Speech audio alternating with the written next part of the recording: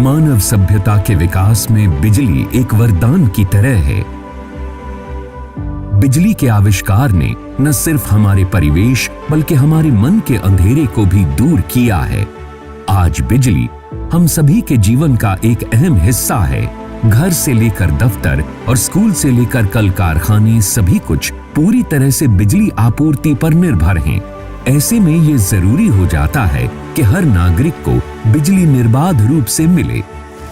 इस दिशा में राष्ट्रीय स्तर पर तेजी से उभरते हरियाणा राज्य के लोकप्रिय मुख्यमंत्री श्री मनोहर लाल के नेतृत्व में कई योजनाओं पर कार्य किया जा रहा है। 24 घंटे बिजली आपूर्ति की दिशा में विद्युत मंत्रालय, भारत सरकार और हरियाणा सरकार ने भी कई अद्भुत पहल की हैं, जिन्हें अमली जामा पहनाने का बीड़ा उठाया है दक्षिण हरियाणा बिजली वितरण निगम ने।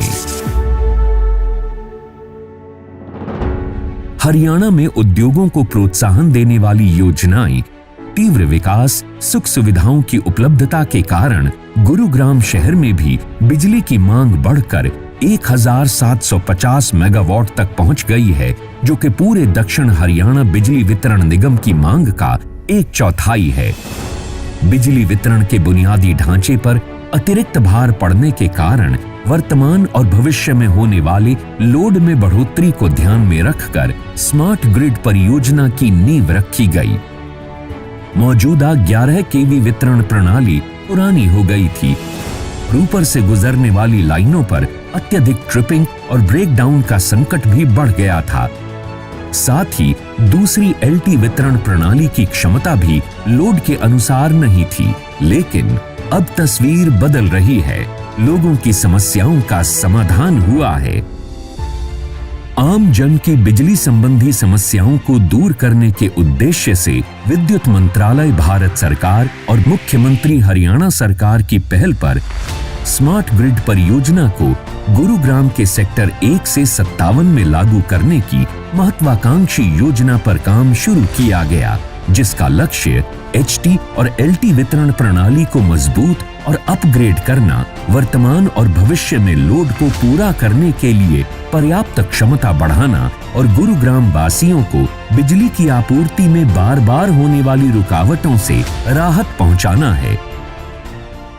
अब डीएलएफ फेज 3 जो रेजिडेंस ने देखा कि भाई अब पहले के मुकाबले, पहले मोटी मोटी केबलें जा रही थी, पोल्स खड़े थे, अब वो रोड के किनारे से पोल रिमूव हो गए, केबलें हट गई हैं, वो अंडरग्राउंड हो गई है। एक तो रोड वाइड दिखता है, देखने में बहुत ही सुंदर लगता है। जब से 11 केवी सिस्टम को अंडरग्राउंड किया है, मेरा ये मानना है करीबन नहीं तो एचटी के जो ब्रेकडाउन है ऑलमोस्ट निल हो गए हैं। पहले जब 11 केवी ओवरहेड चलती होती थी तो बार बार ट्रिमिंग करनी पड़ती होती थी, तो ग्रीन बेल्ट रिड्यूस हो रही थी। अब इसके हटने से क्या है कि ट्रिमिंग करने की जरूरत नहीं, अब ग्रीन बेल्ट इज इंक्रीजिंग।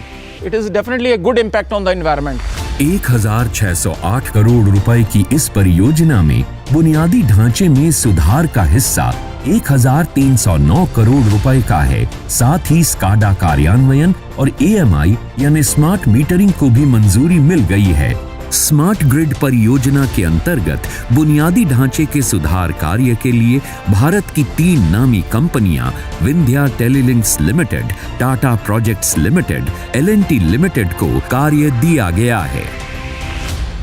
बिजली आपूर्ति प्रणाली को स्मार्ट बनाने और गुरुग्राम को निर्बाध बिजली उपलब्ध करवाने के लिए स्मार्ट ग्रिड परियोजना पर तेजी से काम चल रहा है। इसके अंतर्गत अभी तक 2024 किलोमीटर में से 1533 किलोमीटर एचटी केबल को भूमिगत किया जा चुका है। वह 583 फीडरों में से 298 फीडरों को भूमिगत करने के बाद आपस में जोड़कर चालू किया जा चुका है। चालू किए गए 298 फीडरों में से 148 फीडरों का कार्य विंध्या टेलीलिंक्स लिमिटेड को सौंपा गया था, जो कि पूरा हो चुका है। वह बचे हुए 285 फीडरों का कार्य भी अन्य 2 कंपनियों टाटा प्रोजेक्ट्स लिमिटेड और एलएनटी लिमिटेड द्वारा युद्ध स्तर पर किया जा रहा है। लो ट्रांसमिशन लाइनों पर बड़े कंडक्टर लगाकर सुधार किया जा रहा है। यही नहीं, 11 केवी हाई टेंशन लाइनों के साथ साथ ऑप्टिकल फाइबर भी बिछाई जा रही है, जो कम्युनिकेशन नेटवर्क में प्रयोग होंगी। पहले किसी एक खराबी के कारण कई इलाकों की बिजली को बंद करना पड़ता था। नतीजा, ग्राहकों को परेशानी और निगम के राजस्व पर भी इसका असर पड़ता था। लेकिन फीडर्स को अंडरग्राउंड कर दिए जाने, आरएमयू, नए ट्रांसफार्मर और रिंग सिस्टम से अब बिना व्यवधान के ग्राहकों तक बिजली पहुंचाई जा रही है। फीडर में होने वाले फॉल्ट को ढूंढना, उसे ठीक करना आसान हो गया है। अब कर्मचारी अधिक कुशलता और सुरक्षा के साथ फॉल्ट रिपेयर की कार्यवाही तुरंत कर पा रहे हैं। रिंग सिस्टम के कारण किसी एक फीडर में फॉल्ट आने की स्थिति में उसको रिंग में जुड़े दूसरे फीडर से बिना समय गंवाए सप्लाई चालू की जा सकती है। साथ ही फॉल्टी हिस्से को आरएमयू के इस्तेमाल से अलग किया जा सकता है, जिससे कम से कम उपभोक्ता प्रभावित हों। नॉट ओनली इन इंडिया, विदेश में भी सब लोग जानते हैं गुड़गांव एक मेट्रोपॉलिटन सिटी बन चुका है। वर्ल्ड का कोई ऐसा कंट्री नहीं है जिसके यहाँ पे कोई ना कोई बिजनेस ना हो।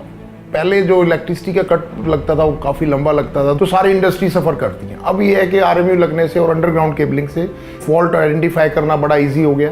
पहले हवा चलते ही हमें डर लगता था, बारिश आते ही डर लगता था, अब बत्ती गई, देखो हमारा घर की बाकी चीज़ें ठीक हैं कि नहीं, वो कम हो गया है। जो आसपास उन्होंने उसको अनकपास किया है जाली से और ग्रीन जाली से। I am a morning walker, जब मैं निकलता हूँ मुझे वो ब्लैक स्पॉट नहीं लगता।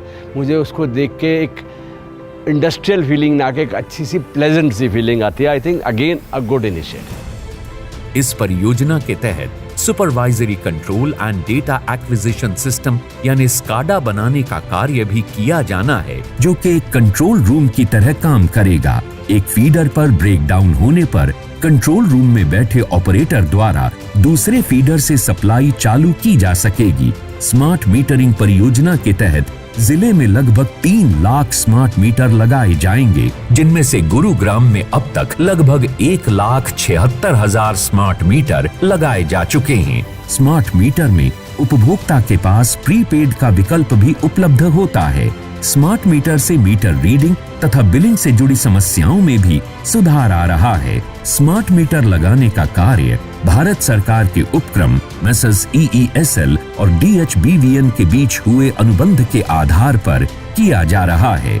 गुरुग्राम के सेक्टर 1 से 57 के 3 लाख से अधिक ग्राहकों की सेवा में स्मार्ट ग्रिड परियोजना निश्चित ही एक ऐसे प्रयास का नाम है जिससे तरक्की और संभावनाओं के द्वार खुलते हैं। नई ऊर्जा और नए संकल्प को नए पंख मिलते हैं।